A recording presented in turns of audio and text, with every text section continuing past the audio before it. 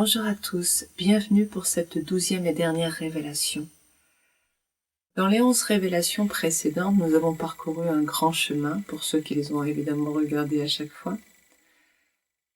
L'idée pour moi, c'était de vous amener progressivement à prendre conscience du fait que tout ce en quoi vous croyez, tout ce qui vous a été inculqué, est un vaste mensonge.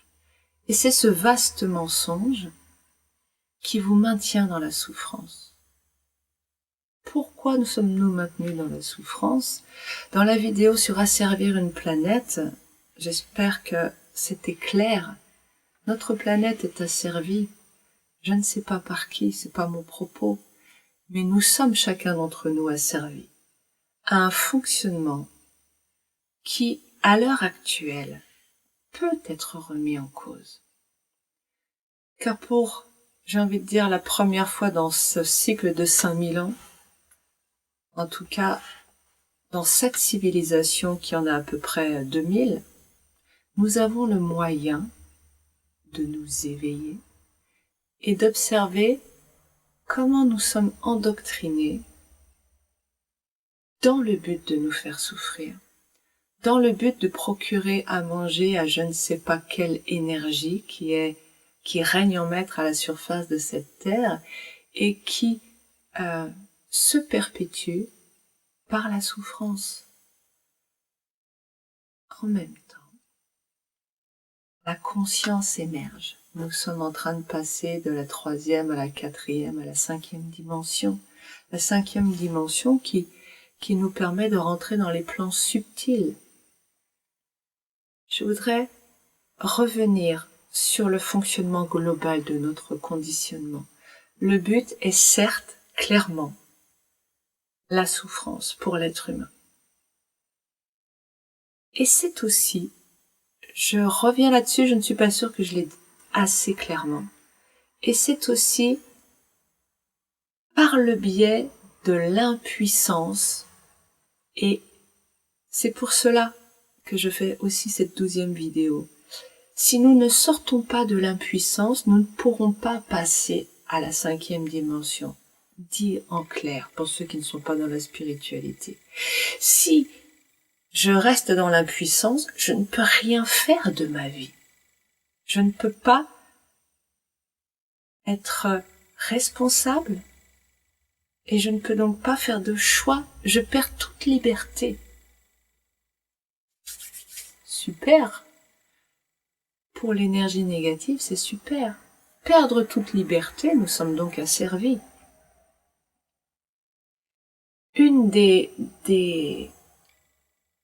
des piliers qui nous permet d'être asservis à ce conditionnement, c'est cette idée hallucinante que nous sommes des victimes. Qui dit victime, donc dit impuissance. Je ne peux rien changer, je ne peux rien faire de ma vie.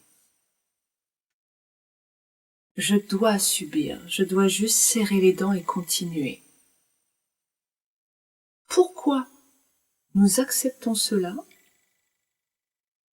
Cette impuissance, cette absence de liberté, cet asservissement, parce que dans notre conditionnement, on nous a fait croire qu'on gagnerait un sucre, un petit quelque chose, à souffrir, à être victime, à tout ce que je viens de dire. Et c'est quoi ce petit sucre? C'est le droit de nous aimer dans la souffrance. Je me flagelle et j'aime ça. Ça s'appelle le masochisme, ça. Eh bien, nous sommes conditionnés au masochisme. Me faire souffrir les autres et trouver que c'est merveilleux et ouvrir mon cœur et ressentir une pointe de joie, qui ne dure pas. Pourquoi elle ne dure pas? Parce que ce n'est pas notre vraie nature. Ce n'est pas notre nature. Souffrir, faire souffrir, ce n'est pas notre nature. Si vous continuez dans ce système de victimisation, d'absence de choix, d'asservissement, de manque de liberté, d'acceptation du conditionnement, vous allez rester dans cette dimension. Or, nous sommes à une période de choix. Nous sommes dans la fin de notre civilisation telle qu'elle est. Cela peut faire peur à entendre. La fin de notre civilisation, mon Dieu, mais.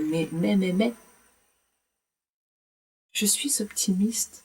Comme beaucoup de personnes à la surface de cette terre, en réalité, pourquoi? Parce que l'optimisme, c'est naturel quand on est aligné. Quand on est dans le conditionnement, on est régi par la peur. C'est la peur le moteur. Quand on est en dehors de ces conditionnements, quand on est éveillé, ce que vous êtes maintenant, si vous avez regardé chacune de ces vidéos sur les révélations, vous avez accès à une compréhension que vous n'aviez pas là. C'est un éveil. C'est peut-être pas l'éveil complet, mais c'est un éveil. Et quand on est dans l'éveil, on est là. Parce qu'on ne veut plus de ça. Parce qu'on commence à s'aimer, on commence à sentir la joie couler à l'intérieur de soi. Et de là, on a en réalité un pouvoir bien plus intense, immense, profond que dans la peur. Parce que tout est question de vibration. Et on revient à la physique quantique. Je vous rappelle, pour ceux qui ont regardé sur les vidéos sur la loi de l'attraction, c'est sans doute clair, mais je rappelle à tous que plus je suis haut vibratoirement, plus la fréquence avec laquelle mes particules subatomiques vibrent est élevée, et que donc plus je peux impacter l'univers. Des études ont été menées sur des lieux, on a emmené des méditants, des gens qui envoyaient de l'intention, de paix, de sérénité, sur des lieux de bataille. Et il y a une réduction de bataille, de guerre, et il y a une réduction des conflits de 70% pendant toute la période où ils ont été là à envoyer leur intention. Et il suffit de 1 racine carrée de 2% par rapport au groupe, autrement dit, globalement 1/10, un petit peu plus d'1/10 de personnes pour apporter la paix, la sérénité, faire cesser la guerre. Mais pour cela, il suffit d'être soi, d'accepter, de sortir de ce conditionnement à la souffrance et de rayonner toute sa lumière. Soyez dorénavant des porteurs de lumière, des guerriers de lumière, comme le dit Paulo Coelho, même si je n'ai jamais lu ce livre-là de lui. C'est cette idée. Une petite lanterne, je rayonne ma lumière autour de moi et je fais du bien au monde entier. Greg Braden est un scientifique très connu dans le monde entier parce qu'il a une approche très scientifique de la spiritualité. Et il le montre dans cette vidéo dont je vais vous mettre le lien, vous pourrez aller voir, que le cœur humain émet un champ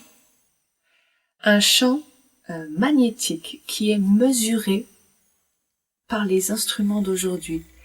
Le problème, c'est que les instruments d'aujourd'hui, comme il le dit, ne peuvent mesurer que jusqu'à 2,50 m ce champ. Mais, comme il le souligne, tout porte à croire que ce champ va jusqu'à l'infini. Faut savoir que dans votre cœur, vous avez des neurones, comme dans votre cerveau.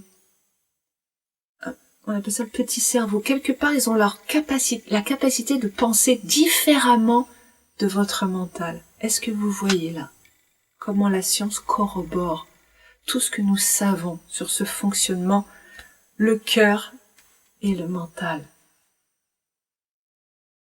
D'autres sources d'informations, toujours scientifiques, mais je ne liste pas, ça m'intéresse pas de convaincre et d'apporter la preuve.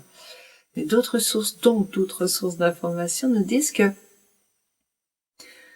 les neurones nous permettraient en réalité de connecter d'autres dimensions à ce corps physique. C'est-à-dire, on parle de champ morphique et on parle aussi de l'idée que la conscience ne serait pas localisée dans notre cerveau, mais en réalité engloberait notre cerveau et tout ce corps physique Et les neurones serviraient à capter l'information de cette conscience. Ce n'est rien d'autre que l'explication scientifique rationnelle de l'âme qui prend le contrôle de ce corps physique. C'est l'explication des auras, de l'aura éthérique, émotionnelle, etc. C'est fascinant. Et donc, le cœur recevrait d'autres informations. Mais le cœur, je pense pas qu'il reçoive d'autres informations d'ailleurs, ce qui me vient là. Non, ce sont les mêmes. Mais ici, elles ne sont pas parasitées par le câblage que nous avons fait dans nos 7 premières années à cause du conditionnement. C'est pour ça qu'il y a une dissension, une dissonance. Ce mental qui devrait être un outil pour nous est en fait la plus grosse source de souffrance, car il parasite tous les signaux que nous recevons en direct ici.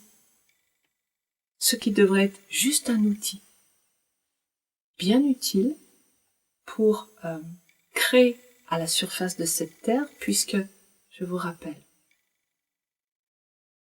que la loi de l'attraction, c'est simplement clarifier que par nos pensées, donc par notre mental, nous pouvons créer notre monde, consciemment, volontairement. Nous le créons en permanence par le champ électromagnétique que nous émanons. D'accord ? Ce qui sort de nous modifie le monde et fait que ce qu'il y a en face s'adapte. Nous nous adaptons de la même façon à ce qu'il y a autour de nous. Quand il fait froid, notre peau se met à avoir la chair de poule, à frissonner, ce qui nous permet de réguler la température intérieure. Quand il fait très chaud, nous nous mettons à transpirer. Ça ne passe pas par notre mental. Ça passe par toutes les informations, les échanges entre la cellule et l'environnement, médiés à un niveau subatomique entre vibration et vibration. Information, information. Donc oui, en permanence, nous modifions notre environnement. Ce qui veut dire que vous, qui êtes en train de me regarder, avez ce pouvoir dont vous ne savez peut-être pas vous servir, mais de créer par vos pensées ce que vous voulez, et votre cœur sert de diffuseur dans le monde. Et vous comprenez bien que quand je suis dans mon conditionnement qui m'amène à fermer mon cœur, parce que je n'ai pas le droit de m'aimer, pas maintenant, plus tard si je suis parfaite un jour, mais pas maintenant, parce que je dois souffrir, me faire souffrir, donc là, je peux pas en même temps me faire souffrir et avoir un cœur grand ouvert, ça fait mal, mon cœur se ferme, mon âme ne peut pas supporter cela, mon cœur se ferme. Bref, je vais pas continuer, vous avez compris le principe. Mon cœur se ferme. Je ne peux pas diffuser. Je ne peux plus me servir de mon conscient pour diffuser. Je ne peux plus changer le monde. Ce qui se passe, c'est que c'est la négativité à l'intérieur de moi qui diffuse ses propres informations, mais plus mon âme, plus moi. Et nous vivons dans un monde piloté par ces négativités que nous portons en nous, que nous amenons à l'extérieur, et qui cherchent à descendre vibratoirement ce monde, et elles ont très très bien réussi. Cette négativité grossit, mais elle grossit pourquoi ? Et je reste très optimiste, parce que de l'autre côté, il y a autre chose qui grossit. C'est l'éveil, c'est le nombre de personnes qui prennent conscience, comme vous, qui sentent, qui veulent retrouver leur être profond, leur alignement, leur amour d'eux-mêmes. Ça va être une période compliquée, évidemment. Comme je vous l'ai déjà expliqué dans la vidéo Les grands bouleversements, nous en vivons un, ça va être compliqué, mais quand je suis là, comme j'irradie des belles choses positives, ça sera beaucoup moins compliqué de ce côté-là que de ce côté-là en réalité. Que quand on met un couvercle sur une cocotte minute, ça explose ou ça implose. Est-ce que ça peut continuer comme ça, indéfiniment? Non. Toutes les civilisations doivent évoluer. Là, c'est la course à l'excès, toujours plus, dans tous les sens. Et maintenant, la robotisation, les cyborgs, on remplace des bras, des jambes, des organes. Nous ne sommes pas des machines. Nous avons tellement plus de pouvoir pour créer en tant qu'être humain. Comprenez une dernière chose, c'est que j'entendais un jour j'entendais une émission qui parlait de ces milliardaires qui secrètement se font cryogéniser dans l'espoir qu'on invente un moyen de les rendre immortels. Mais être immortel, ça voudrait dire vivre constamment sur Terre. Quelle horreur! Mais réfléchissez, nous sommes sur Terre pour vivre des épreuves.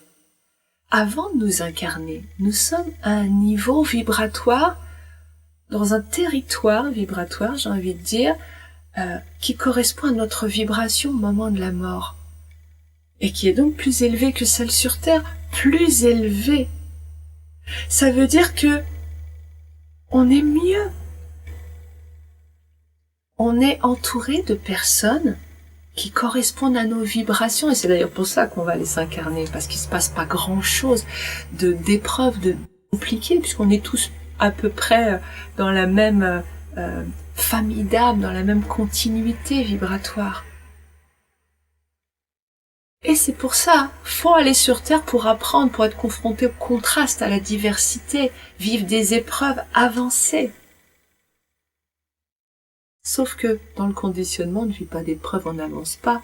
Enfin, c'est rentrer dans un moule. Nous, on est là pour explorer et vivre plein de choses.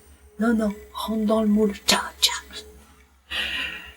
Donc être immortel, c'est une erreur, mais hallucinante. Ça veut dire vivre quelque part. On pourrait dire que la Terre, pour imaginer mes propos, c'est le purgatoire. Je vais vivre sur Terre au purgatoire au lieu d'aller vivre au paradis. Donc, est-ce qu'être immortel, c'est une bonne idée? Non. Nous sommes immortels, déjà en tant qu'âme. Mais vouloir prolonger notre vie sur Terre indéfiniment, c'est vouloir rester indéfiniment dans la galère. Donc, naître, vivre, mourir, tout est parfait. Et quand je meurs, je passe à l'autre dimension, c'est-à-dire que je retire simplement mon scaphandre de chair et je vais vivre dans un endroit qui est mieux. Et après, je reste un certain temps, ok, et puis bon, faut retourner au turbin parce que, dans la dernière vie, j'ai pas réussi à dépasser certaines choses. Est-ce que je m'aime profondément? Non, pas tout à fait. Alors il faut y retourner, ma bichette. Oh non, si. Et tu vas tout oublier. Et tu vas recommencer à zéro. Pour conclure, j'espère que ces vidéos vous ont aidé à cheminer. Vraiment, du fond de mon cœur. Et j'espère que vous pourrez, par votre lumière, irradier le monde autour de vous. Certains d'entre vous ont sûrement ce qu'ils sont, étoiles ou pas étoiles, quelle que soit votre forme, carré, losange, votre couleur, parme, orange, marron, vert, qui vous êtes est parfait et est là pour envoyer cette vibration. Donc, soyez vous-même, rempli d'amour pour cette forme et cette couleur parfaite que vous êtes. Et à chaque instant, et c'est mon message de fin, cessez de chercher à agir sur le monde. Cherchez juste un état d'être. Être soi, c'est simplement être en paix intérieure et un cœur ouvert. Accepter, c'est ouvrir son cœur à soi, à la vie, pas aux autres, à soi. Je cherche à être en paix avec un cœur ouvert à chaque instant. Je ne m'occupe pas de vouloir quelque chose sur le monde des autres et sur les autres. Chaque fois que je sens que je veux quelque chose sur les autres, je redescends, je le sens, je deviens gna coin coin, l'arc, avec les tentacules qui viennent sur les autres. Pour pomper, c'est une horreur. Quand on s'approche des mondes subtils, on commence à voir et à sentir ça. Et c'est dégoûtant. Si vous pouviez voir la réalité énergétique, mais plus jamais de votre vie vous seriez dans l'ego, et plus jamais de votre vie vous auriez ces comportements, et plus jamais votre vie vous seriez en train de vouloir quelque chose sur les autres. Soyez beau, soyez vous-même, c'est là où est la beauté, aimez-vous, et simplement emmenez ça partout avec vous. Telle est votre mission, rien d'autre. Belle semaine à vous. À bientôt peut-être.